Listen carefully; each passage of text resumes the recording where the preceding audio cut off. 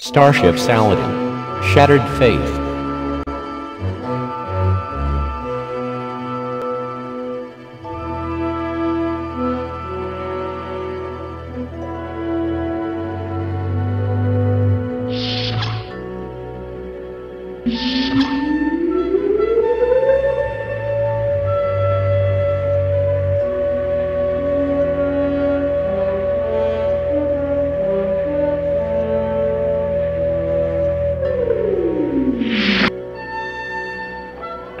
Personal Log, Commander Ray Martin, Stardate 4732.5. The Saladin remains berthed in orbital space dock in near darkness.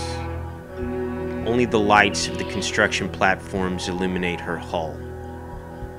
All the ship's systems are operational now that her refit is almost complete.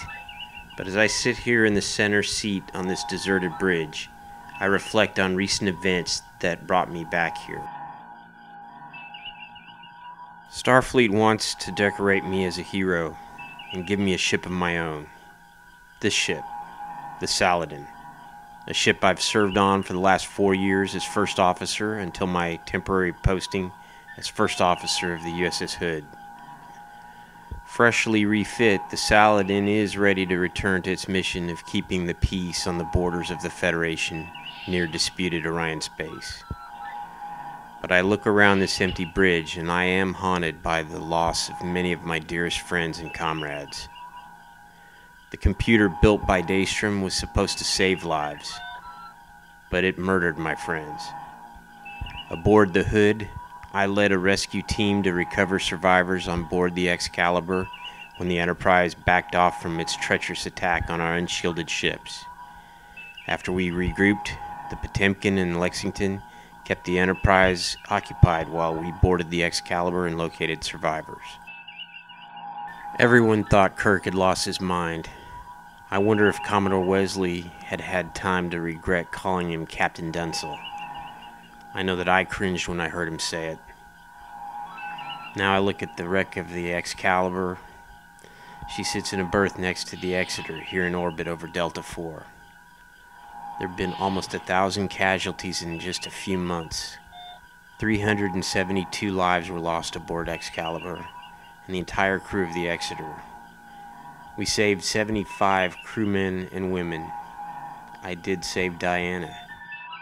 But John Farrell is dead and his newlywed widow Mei Ling is critically injured. The doctors don't know if she'll ever walk again. Captain Russell is subdued. After just gaining command of the Hood, we all thought it was the beginning of a new purpose for us as Starfleet officers. We've served in the military branch for all of our careers for the most part, and an exploration division posting was a welcome change. But as I stare at the wreck of one ship and the crewless husk of another that fell victim to a terrible plague, I am reminded of the horrors that go along with the uniform. My friend Will lost his father along with the crew of the Constellation only a few months ago, and now many casualties in these recent incidents are leaving Starfleet wounded. Diana is shaken.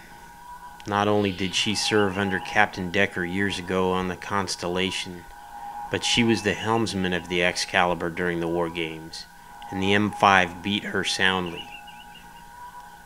I have tried to tell her it isn't her fault, but she is feeling terrible survivor's guilt, and I am afraid that if she can't set it aside and accept it, her Starfleet career may be over.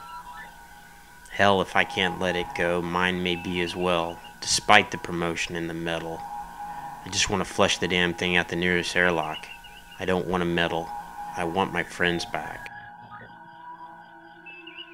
When I was a boy, I looked at the stars with wonder, and God created the heavens and the earth. I've been told by many that it's a myth. But at times like these, I wonder, have we ever found an answer to why we are here? Will our mission to explore strange new worlds ever provide a satisfactory answer? Is our existence truly a random accident of cosmic fate? Or is there a higher purpose? Times like these, I wonder, do I have a reason to be here? I can only do my best, like Kirk. If not for him, our efforts to save the Excalibur crew and ourselves would have been in vain. Some of us wanted him dead when the attacks came. But it wasn't his fault. He didn't give up to that damn machine. He proved man is better. Maybe, despite it all, despite the hazards of space travel, just being out here can make a difference when all is said and done.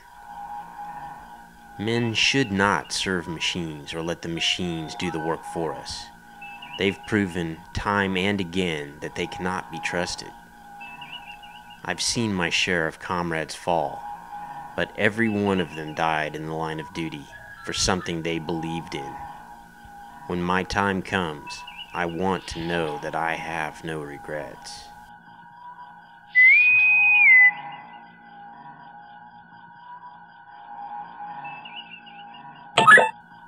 Saladin here. Commander Martin speaking. Ray, it's Diana. I know it's hard after all that has happened, but I want you to know I'm not giving up, and neither should you.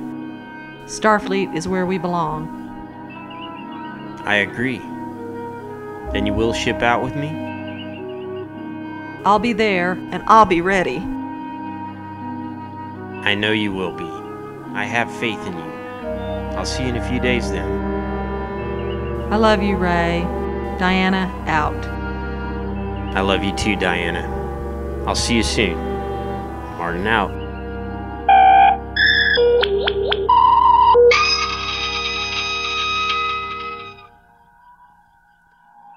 Message to Admiral Comac, Starfleet Command, from the USS Saladin, NCC 500.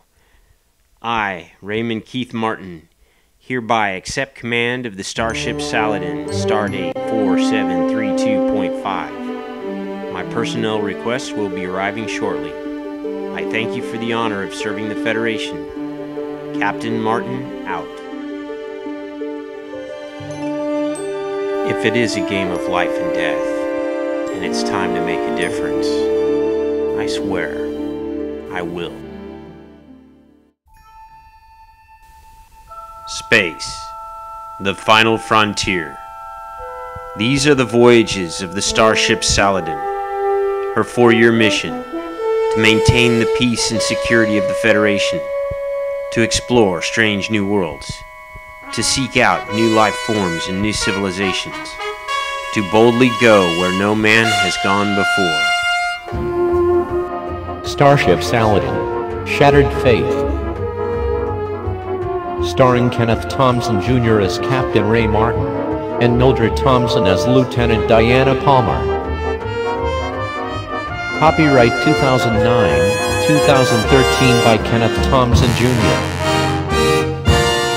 Based on Star Trek by Gene Roddenberry. This is a fan production. No infringement intended.